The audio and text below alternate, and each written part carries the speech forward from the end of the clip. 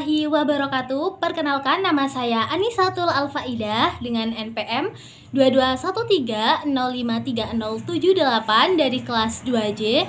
Jadi pada video ini saya akan membacakan sebuah dongeng yang saya buat sendiri yang terinspirasi dari kearifan lokal Lampung, yaitu kopi. Provinsi Lampung menjadi salah satu provinsi penghasil kopi terbesar di Indonesia dan menjadikan Indonesia sebagai penghasil kopi terbesar nomor 3 sedunia. Kita simak ceritanya. Ali dan biji kopi emas ajaib.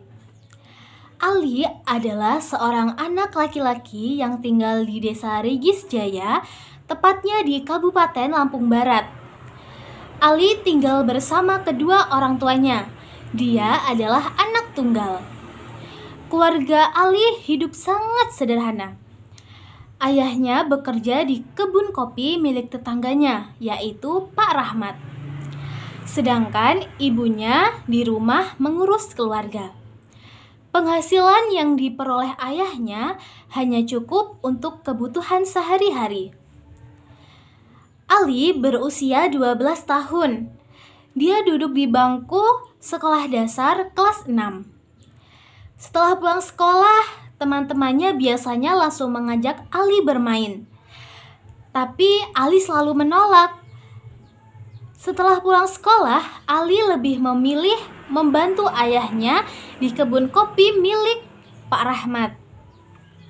Di desa Ali, tepatnya di Desa Regis Jaya, Kabupaten Lampung Barat, Provinsi Lampung, adalah salah satu provinsi yang menjadi penghasil kopi terbaik di Nusantara.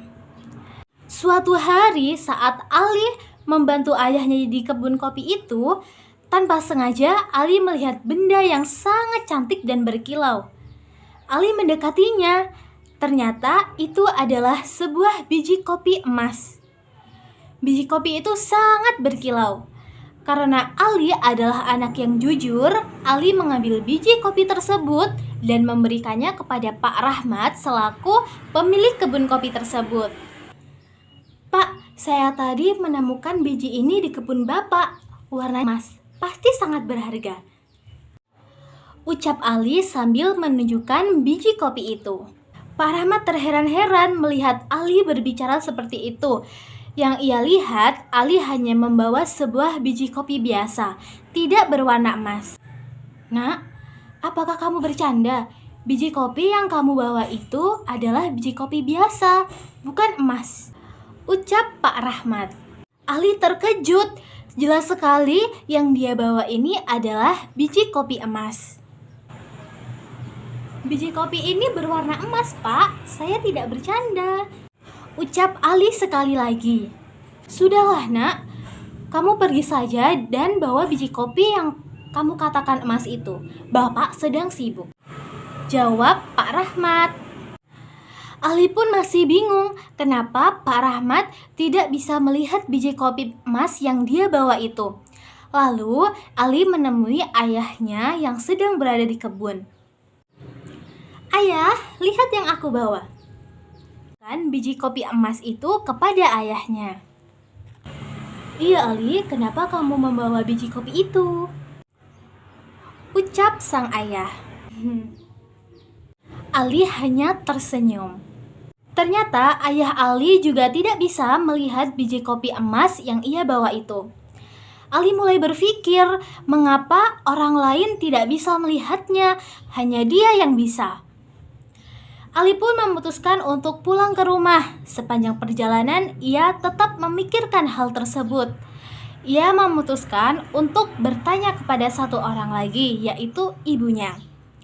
Sesampainya di rumah, Ali langsung menemui ibunya dan bertanya, "Ibu, apa yang ibu lihat di tangan Ali ini?"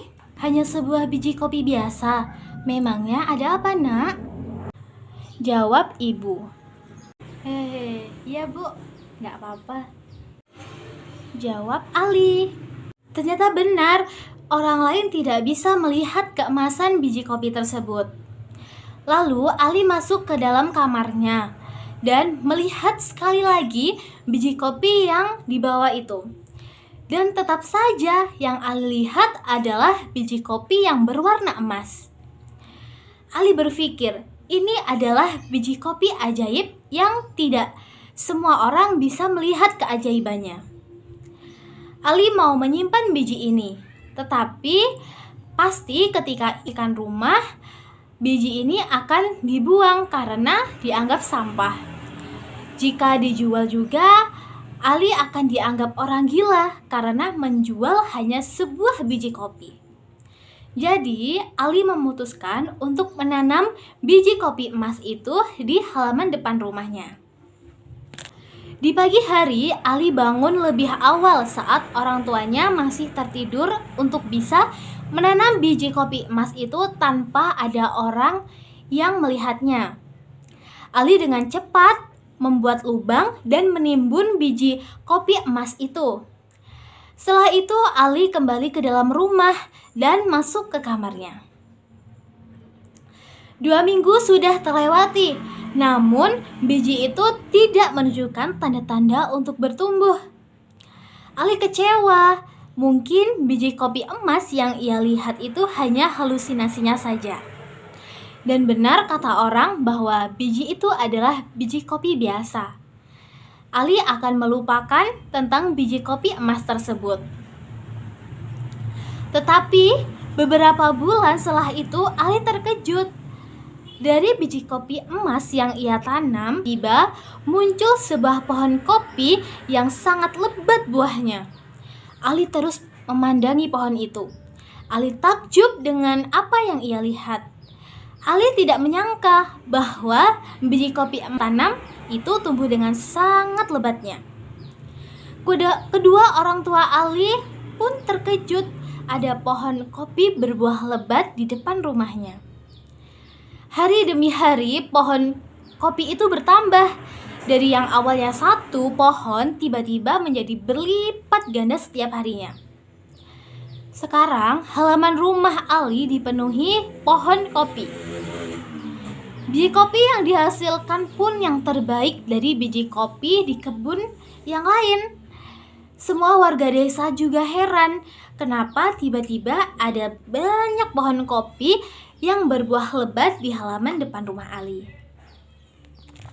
Sebulan kemudian, Ali memanen biji kopi itu, lalu menjualnya kepada orang yang mengolah biji kopi. Ali mendapatkan keuntungan yang lumayan besar, dan itu membuat Ali bisa memenuhi kebutuhannya dan membantu kedua orang tuanya. Ajaibnya lagi, pohon kopi yang baru saja dipanen langsung berbuah lagi dengan sangat lebatnya, membuat Ali bisa memanennya setiap hari. Ali senang sekali, lalu ia menceritakan kepada kedua orang tuanya bahwa pohon kopi yang tumbuh itu adalah biji kopi yang ia tunjukkan beberapa bulan yang lalu. Dan Ali juga mengatakan bahwa biji kopi itu adalah biji kopi emas dan hanya Ali yang bisa melihat keemasannya. Orang tua Ali percaya dengan perkataan Ali karena terbukti biji itu sekarang bisa tumbuh menjadi pohon kopi yang banyak dan buahnya tidak habis-habis.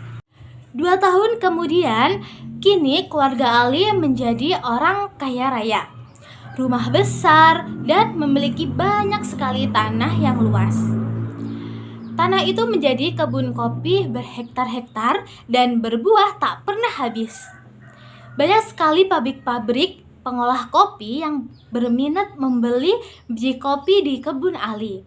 Karena memang biji kopi milik Ali mempunyai kualitas yang terbaik. Bahkan sudah diekspor ke luar negara. Harta keluarga Ali terus bertambah setiap harinya.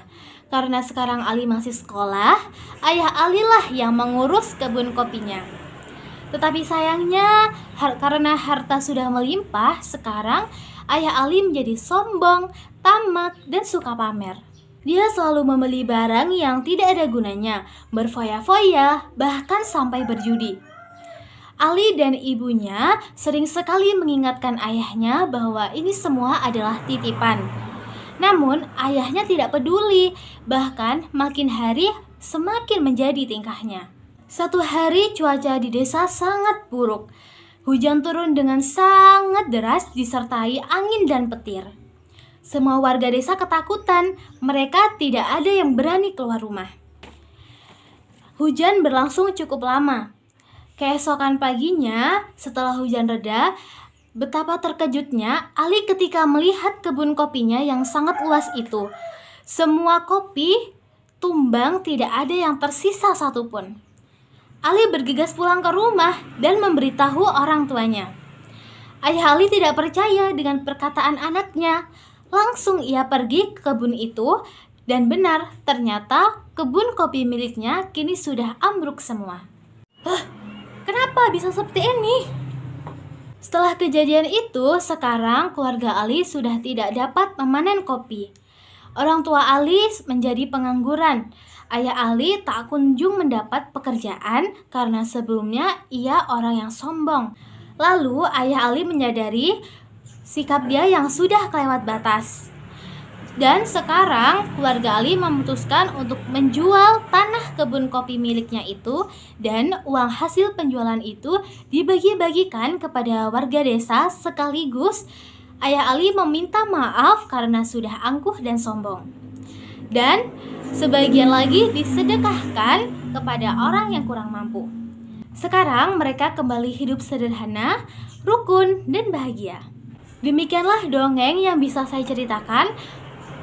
Pesan moral dari dongeng ini adalah kita sebagai manusia harus selalu menjadi manusia yang jujur, dan ketika kita diberi rezeki yang banyak, maka kita harus selalu bersyukur, tidak sombong, dan tidak boleh pamer, serta kita harus menjadi orang yang bisa bermanfaat bagi orang lain. Terima kasih, saya akhiri. Wassalamualaikum warahmatullahi wabarakatuh.